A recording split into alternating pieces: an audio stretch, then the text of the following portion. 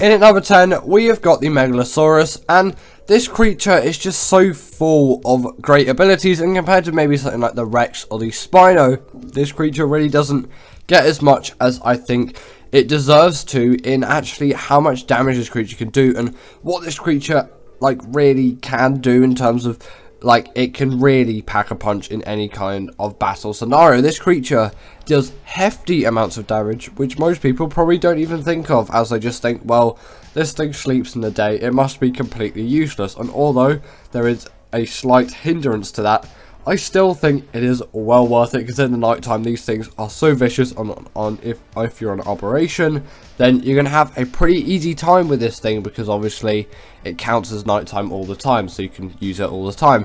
But still, on every other map, they're really great for boss fights if you want to do that with them, and they can even grapple small creatures in their mouths, and they're pretty good alpha killers as well. And they're alright at caving as well. Maybe they don't fit into quite as many caves as the Baryonyx, but they still do fit into pretty much all of them, as you know, they're quite a decent size, and they're pretty decent just like general traveling mounts, and really good like they're really good at also defeating the dragon, actually, which is a point which I should add, because these things can kill the Dimorphodons very easily as they can grapple them in their mouths, and it's actually a pretty decent boss strat, which I would definitely recommend you doing as long as you have high enough level Megalosauruses, because you know the dragon's particularly harsh to some carnivores. Now, some of you may kind of be hating on me a little bit for putting this better than the Megalosaurus. I don't maybe think that this is a better creature than the Megalosaurus. It's just for what it does, it's more useful for the general Ark player. But personally, I would go for Megalosaurus over the castoroides. It's just the castoroides is such an insane gatherer of wood. I have to put it higher because wood is just such an essential resource in Ark, and also you can get using it earlier as well. It's easier to tame because it spawns in a much nicer environment, and it's also a pretty good underwater mount as well. And you can gather quite significant amounts of energy paste from the Beaver dams of this thing, but there is the next creature on the list, which I think is a significantly better way of getting all of that cementing paste gathered, of course. And these things also have a smithy as their saddle, which, you know, a portable smithy if you want to repair any of your metal items. Not really as useful as on the RG, but, you know, it's still a really nice thing to have. And I actually remember when this thing came out, and then that feature was there, and it was actually a pretty cool thing. Although, again, like I've said, the RG, it makes more sense for that creature, as it's this creature's not going to be the one to transport loads of metal around. Next up, we have got the Beelzebufo, and this creature is, in my opinion, just so overlooked. Like, people don't like, they'll acknowledge this creature, like they'll look at it and they'll just be like, well, it exists, but I'm never going to use it. Like, what's the point of this thing? I have beaver dams for all of my cementing paste used. Like, I don't need this thing whatsoever. But the fact that this is like, it really does have an extremely great use for me, because obviously it's a really great cementing paste gatherer, and until you've used it, you probably won't know actually how good this thing actually is, because you're probably just like, well, beaver dams do it all for me. And I'm going to say they don't. You can gather just so much cementing paste with this creature. It's absolutely insane. Like with the insect cave, especially on ASA actually, as insects don't have levels anymore, you can get thousands, if not tens of thousands of cementing paste in one run, which will probably encumber you, but still, you can really gather just so much of the stuff, and it's pretty decent underwater as well, which again does play quite a nice big benefit towards it. Next up, we have got the Quetzal in at the number 7 spot, and this creature is just one of those where I kind of just have to include it, like, instinctively.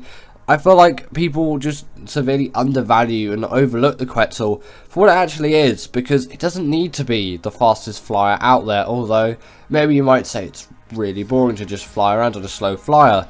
If you build your base near to a mountain, then you're going to be fine, and it's no slower than something like a raft is, and people use that all of the time, and you can gather, well, not gather, but carry so many resources with this creature. And when you have a platform saddle on top of it as well, you can have your own portable base there, and although maybe it might move slower than you want it to, you can still get a heck of a lot of resources across the map in quite a timely fashion compared to some other smaller creatures which will go faster because their weight isn't big enough, so you need to take several trips, or even some creatures which can, but then they're on land and they tend to be a little bit slower, and obviously you're in land as well, you'll be dealing with many other obstacles, where when you're in the air you can kind of just go in a straight line. So that's why the Quetzal's here. Next up, we've got the Crystal Wyvern, and I feel like people really undervalue this creature. I know it's an overlooked tier list, but I will say undervalued a lot in this, because they're kind of similar of each other. Overlooked is like to kind of skim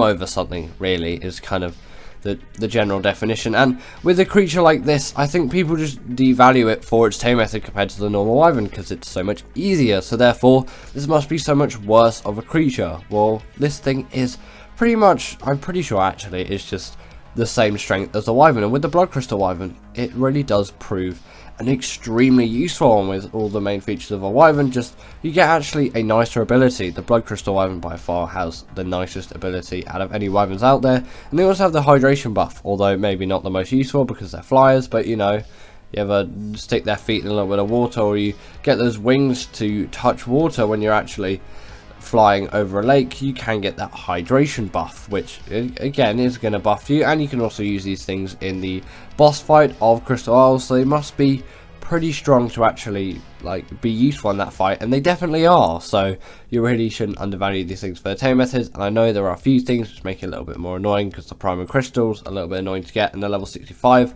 like starting level can be a little bit of an annoyance, but trust me, once you get those things down, you're really going to have a good time with these creatures. At number 5, we have got the Megalodon, and in my opinion, this is pretty much my favourite underwater creature to use, just for like general combat and all of that. And yes, a Mosasaurus is going to be great and do all of that, but I find that a little bit too big and bulky for me, and the Megalodon is just a sweet spot. And I would say the Basilo's not really an overlooked creature, which is why I haven't included it on this list, is it's a really great creature, and obviously it doesn't get hurt by the electric eels and the jellyfish, which does play a huge benefit. But I feel like people don't give the Megalodon enough credit for what it actually deserves, because it really is a powerful creature, which does have an alpha variant, so it means Wildcard did definitely care about it when designing it. And when Ark actually came out, this was like one of the only ocean creatures actually in the game at the time. And also they deal the bleed ability as well, which again does play a huge factor when it comes to the damage dealing of these creatures. They can just deal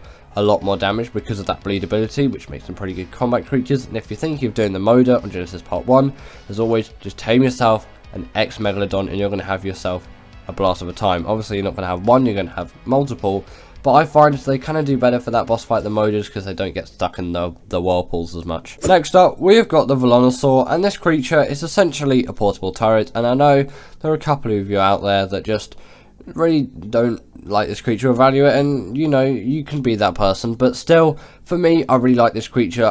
I find its abilities quite cool and inventive for me, and it's quite useful to hit creatures from long range. And you might think it's a bit gimmicky when you first use it, but then I'm at a stage now where I really like it. And with the Velonasaur on Gen 2, you can have an even more powerful version. Obviously you wouldn't use the kind of spikes this close, but I'm just kind of generally showing you a demonstration. And sadly, they don't scale when you level up melee damage, only the melee attacks, but those melee attacks are pretty hefty as well. And again, with the size of this thing, it makes it a pretty decent caving creature as well, which you maybe might not expect, especially on Extinction actually, because those caves are really big and you can just quickly get through them. Obviously you're not going to be doing any of the titans with this creature, because it's nowhere near as powerful as something like a Giga or a Carcharodontosaurus, so it probably doesn't really have too much of a chance against the Titans. But against pretty much everything else in Extinction on other maps, actually, you can even use it for some boss fights on some other maps, although maybe wouldn't recommend it the most.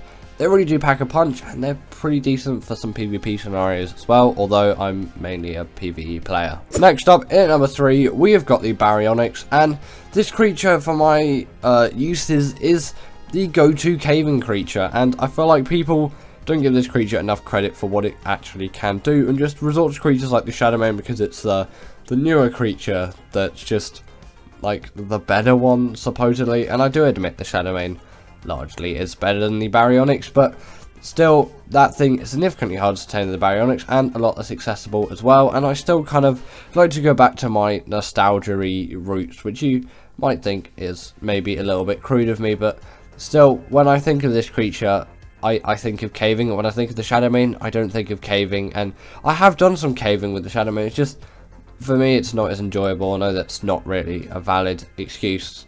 You just want a really good caving creature, but the Baryonyx really can do that. And again, it's really great at underwater caves as well. You might think, well, the Shadowmane is just better at underwater caves then, because, you know, it's a really fast swimmer and good in the water. Well, this thing kind of has a slight edge. It doesn't have the hydration buff. Kind of think it should, to be honest, considering the Spino has it, and it's kind of Spino-like. I know it doesn't have the spine bit, but, you know, it makes sense. But yeah, it can stun creatures up to the size of a Megalodon, like you've seen there, so it's a really nice, useful ability for it to have. Now, I'm really one for the Carno, and that's why I put this creature in at the number 2 spot, because this creature is just so overlooked in my opinion. People always go for the Allo, and yes, now on ASA the Allo and the Carno pretty much as easy to tame as each other because of the new baby like taming methods thing, but still the Carno in my opinion is just the more preferable creature to me because it's smaller, still deals a lot of bleed damage. Obviously the bleed damage is the same regardless of what creature, but it deals the bleed damage like the Allosaurus, and although maybe it doesn't have the pack buff and all of that, and it isn't quite as powerful a creature, I still think its smaller size, it really just nets it as the better creature for me, and also the level that it's unlocked. I know they're still quite similar, but I still think this is kind of my goal for first carnivore in Ark, and I feel like people overlook this creature for something maybe better that you might want to use instead, and you can obviously go for those creatures as well. But again, I know it kind of comes back to nostalgia a little bit, but I do feel quite nostalgic for this creature. They're some of the first carnivores that I ever tamed, and I still really like using them, and obviously they did have their TLCs and all of that stuff, so they're a lot better now than they used to be, but still I think people just really overlook them and don't use them as much as I think they should be used, as they are really good creatures to use. They're really easy to control, and they deal that bleed damage again, so they really do pack a punch in 2024. So I don't really get why too many people aren't using them, unless everyone's just for some reason going for the Allos every single time, which, you know, you could say is quite valid, and it mainly just depends on personal preference for that. At least in my opinion, it kind of depends what you want more of a carnivore. Do you want like a smaller carnivore, a larger carnivore, what kind of mobility you want, and all of that. Damage and health, you probably just want the highest, but yep, the Carno's in at number 2. And in at number 1, we have got the Bloodstalker, and maybe necessarily I don't think this creature's overlooked, but the reason why I've actually put it in at number 1 spot is what I use it for. I think people overlook it for, which is why I've put it in at this spot. And in my opinion, the Bloodstalker is the best underwater creature out there, with no exceptions to the rule. It is just miles ahead of any other creature which, you know, maybe might have some slight competition against it, like maybe the Basilo or the Facilosuchus when that thing actually comes out. I'll make my opinion on that actually when it releases, when Scorched Earth comes out, of course, and also like creatures like the Shadowmane and all of that. You might say they compete with it, but the Bloodstalker is just, it's so versatile in all it can do. It can glide across the top of the water. Again, the Maewing can as well, but in the water it's really fast and agile. You can also seal the creatures, so it's kind of like having an awesome Spyglass mod, but you don't actually need the mod. You can see the aggroed of creatures, so you can actually see if creatures are aggroed onto you. If you need to get away from them instead of just staring at them and seeing what they do next, you can see if they're aggro to you. They actually, usually when creatures aggro, they'll either attack you or just run away for some reason. Don't know why that really happens, but you know, I get it happens when you get them to high torpor, but even if they don't have high torpor, sometimes the creatures will do that. RKI is a little bit weird, to be fair. But yeah, the Bloodstalker, in my opinion, is the best underwater travel mount, and I think it is really overlooked for that, and it's just seen as a good like traveling mount, and it's good for getting hexagons on Gen 1 because, you know, those are missions that use it, and it's a useful creature to learn. But I don't think enough people use it for those underwater abilities, which I really personally love this creature for. In at number 10 is the Rhyniognatha. Now, ever since this thing released, this has been an absolute boom in any Ark PvP player's life, and it has just been used so much to absolutely decimate PvP bases with its wealth of abilities, and the fact they can pick up creatures like Rexes and just steal loads and loads of enemy creatures during raids. And at this point, the Rhyniognatha has become a bit of a problem in the PvP Ark space, as it is just so much more OP than pretty much every other creature in the game for that one specific use case,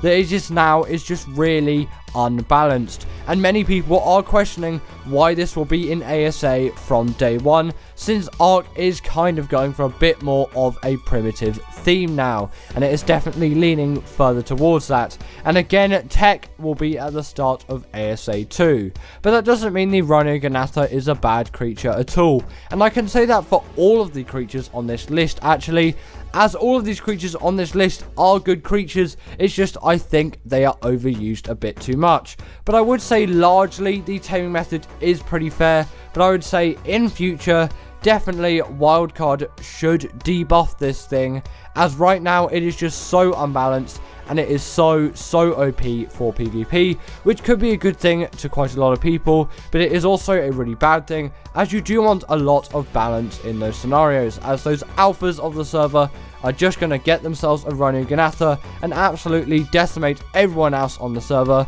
so no one else can actually have a good time.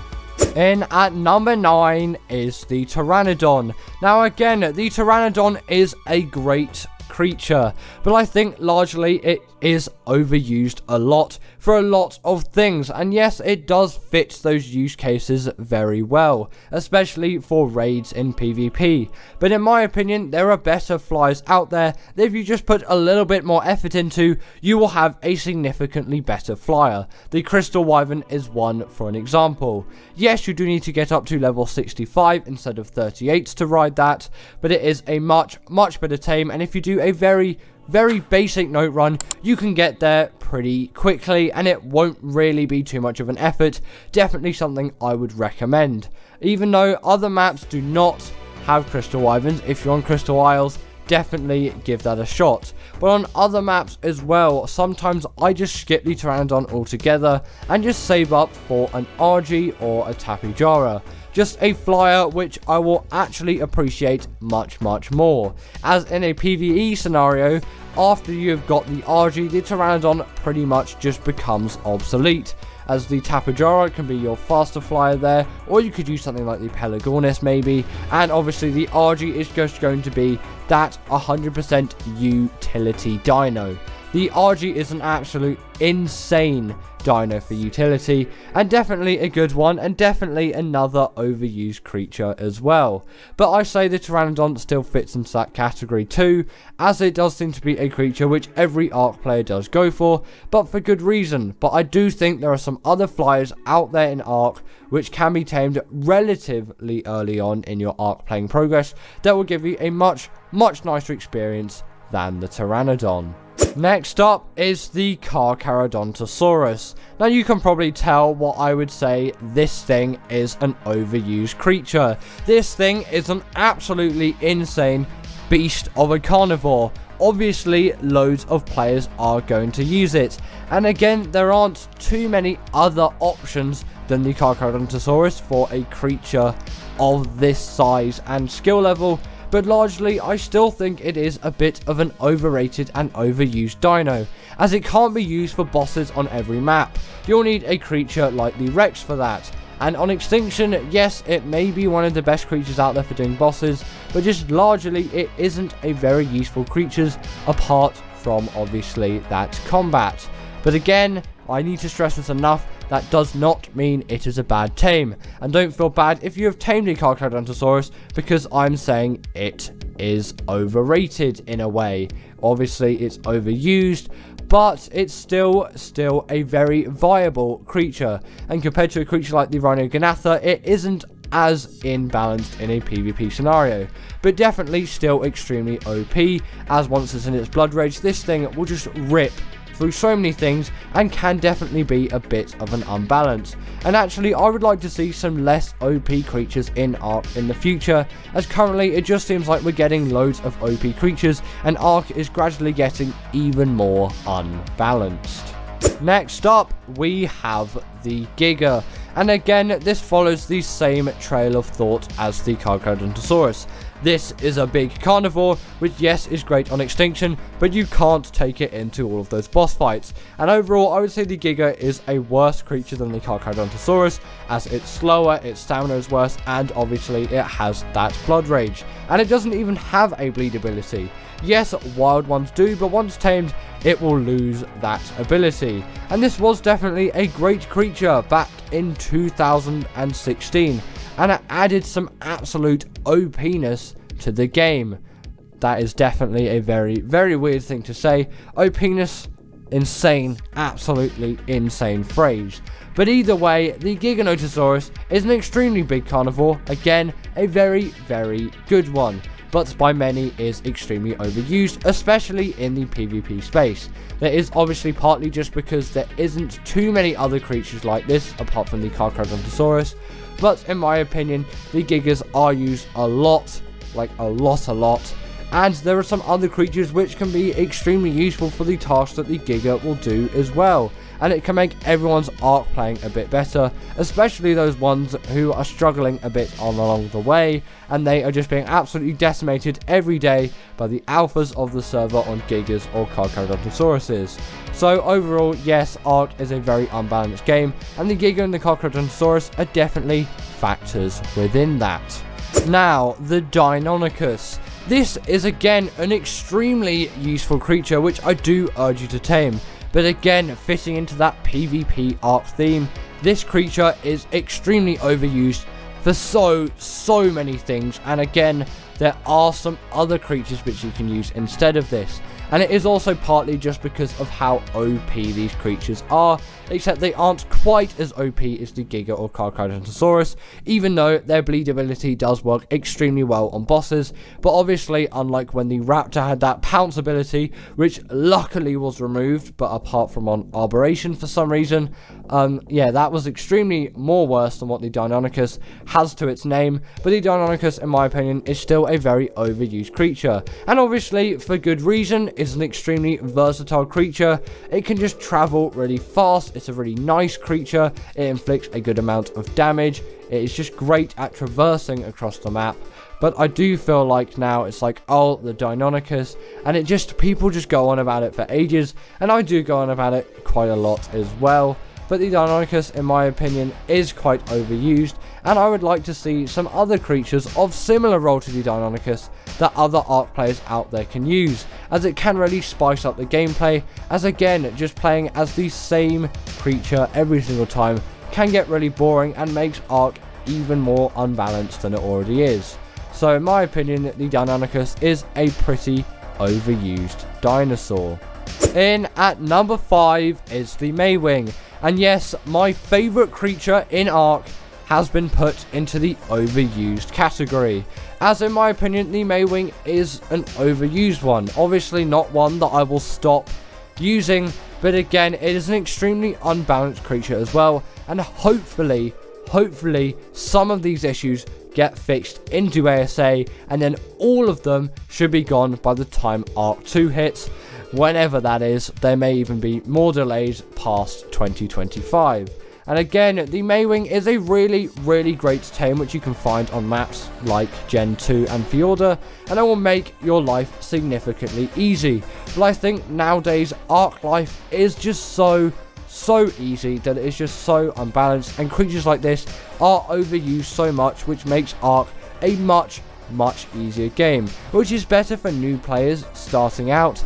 But when the transition to ASA hits, there will be a huge reality shock, as the game is said to be much harder as the AI is getting improved and other things like that. And also movement speed is being removed as well, so no insanely fast dinos zipping across the map, or your insanely fast, weirdly discombobulated character zooming across the beaches. Now, the Shadowmane, an extremely useful creature, again found on Gen 2 and Fjorda. Like the Maewing, they did obviously originate from the same map, and in my opinion, this is an even more overused creature than the Maewing, and again is an extremely OP one, which has a wealth of really great abilities. Again, like the hydration buff, it has pack buff, it has alpha buff, it just has pretty much anything, and it can charge its attack up over time, and it can even stun creatures. The list of the Shadowmane's ability just goes on and on and on and on, and it is pretty much seemingly endless. The Shadowmane is again an extremely useful creature, one of which I urge you to tame at some point in Gen 2 or on Fjorda obviously. Obviously you'll need to prepare for this a lot though, as the tame for the Shadowmane can be really annoying, and it is not an easy one, although some of you out there have said, the Shadowmane's a really easy tame, but especially for those people who haven't tamed a Shadowmane before, a Shadowmane is not an easy tame, but I do urge you to tame one at some point. In at number 3 is the Reaper. Now this creature is a significantly older one than the others that are found on this list, but also one which is extremely overused, obviously like all the other creatures which you will find on this list. And the Reaper is especially useful in PvP, as it is just a really fast, quick, agile creature that can just get the job done. It will deal all the damage necessary, it will absolutely decimate all of the creatures in the area. These things can easily take out Gigas, like no problems at all, and then they can just raid the base and then just get out. And again, it's leaning into Ark's balance again, as now with all of the transfers over many maps, the balance of Ark is definitely thrown off, and I wouldn't mind if you weren't able to transfer across maps and the creatures on every map were built to be used on said map and then were so balanced for that map. Tell me down below if you agree with that, or you prefer to just transfer the most OP creatures over from other maps. Yet again, talking about Ark being an unbalanced game. But what would you expect? It has built up significantly since its release in 2015. All the way now, it's over 8 years old, which seems absolutely insane now. And yes, you can definitely see why it's an unbalanced game, but the Reaper is 100% a contributor to griefing on PvP. In at number 2 is the Rock Drake. Now obviously the Rock Drake is going to be an overused creature like the Reaper, but why is it more overused than the Reaper? And that is mainly just because this thing is significantly faster than the Reaper, and it is just more agile and more stealthy, which is why it is better for PvP than the Reaper, apart from just completely, absolutely decimating bases by brute force. And you'll see many people in the PvP space going around on Rock Drakes or Managamas, so I'm kind of going to include the Managama in the number 2 spot as well, kind of as a little honourable mention there, as the Managama is an extremely used PvP tame, which is extremely overused, and the Managama at this point is probably one of my least favourite tames because of how much it has been griefed on with PvP. But either way, back to the Rock Drake, like the Managama, is just a stealthy, quick creature which can zip across the map with ultimate speed and just decimate everyone. And essentially, this creature, to all of the noobs out there, can just ruin your day completely. And obviously, it's meant to be a late game creature, but when you're interacting with other players on this thing and just absolutely griefing them, this thing is just so OP compared to anything they can imagine using, that the progress is pretty much just set back to naught for them, which is obviously why I'm not really an Ark PvP player, as I'm not really into the progression of just losing all my stuff and building back up again, even though I will say the combat is pretty fun. The Rock Drake is definitely an overused tame, which I wouldn't mind getting some sort of nerf in the future, but I'm sure many of you out there would be very unhappy with that.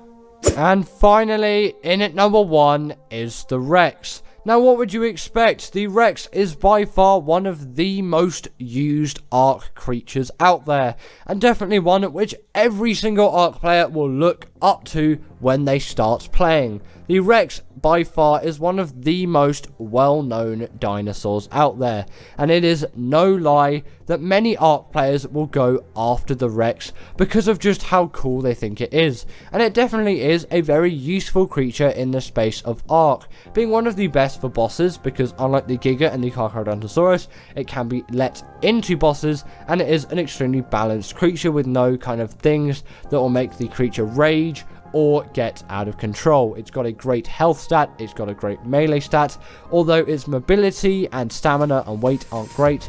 You do not need that for combat. But by now, you can definitely tell why the Rex is an overused creature.